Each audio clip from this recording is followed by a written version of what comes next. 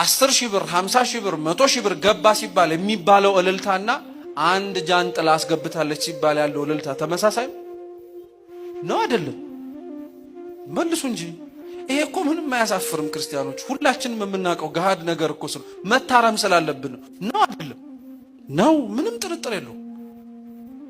ብዙ ላስገባው ብዙ እንላለን፣ እናጨበጭባለን፣ ብዙ ለተደረገለት እናመሰግናለን። ይሄ የሚያስወቅስ ነገር ሆኖት አይደለም። እርግጥ ነው እነሱን በብዙ ጎብኝቷቸው እግዚአብሔርን ደስ ባሰኛቸው ነገር እሱን ለማመስገን የመጡት ሰዎች በምስጋናቸው ብንሳተፍ የሚያስመሰግን ነው።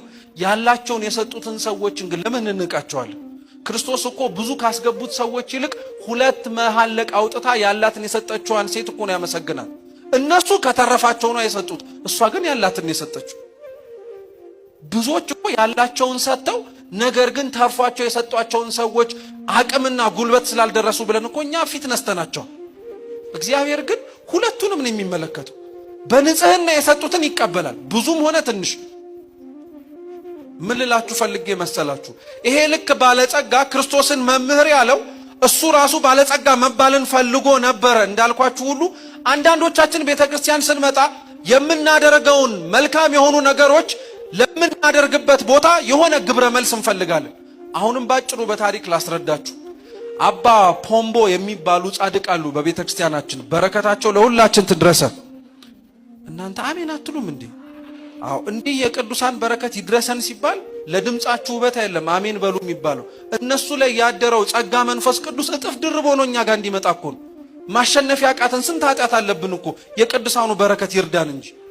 አባ ፖምቦ በዕለታት አንድ ቀን ውስጥ ተቀምጠው በገዳማቸው አንዲት ሴት 20 ወቄት ወርቅ ወይም ደግሞ 20 የተጠቀለለ እንደ ከረጢት ያለ ወርቅ ይዛ መጣች እና ወርቁን ይዛ ከመጣች በኋላ ቤተክርስቲያን ላስገባን የመጣሁት አለች።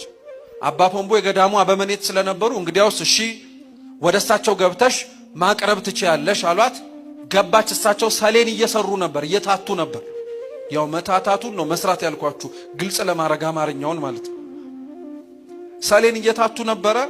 20 ወቄት ወርቁን ይዛ መጣችና ፊት ለፊታቸው አስቀመጠችው። ቀና ብለው ወርቁን አላዩትም። እግዚአብሔር እንደሰጠሽው ያክብርሽ ያመስግንሽ አሉ። አሜን ብላ ወጣችና ጥቂት ከሄደች በኋላ ከነከናት። ምክንያቱም ያስገባችሁ 20 ወቄት ወርቅ ነው። 20 ከረጢት ሙሉ ወርቅ ነው ያስገባችሁ። እንዴት ይሄንን ሁሉ ወርቅ አስገብቼ እግዚአብሔር ያመስግንሽ ይሉኛል? በደንብ አድርገው ነው እንጂ ማመስገን ያለባቸው። እንደኔ የሰጠ ማን አለ ብላ አሰበች። አሁን ብዙ ሰው ቤተክርስቲያን ውስጥ የሆነ ትልቅ ነገር ይዞ ይመጣና እግዚአብሔር ይስጥልን ሲባል እግዚአብሔር ይስጥልንማ ከኔ ቢጤው መቻጣውት በደንብ አድርገህ ንገረኝ እንጂ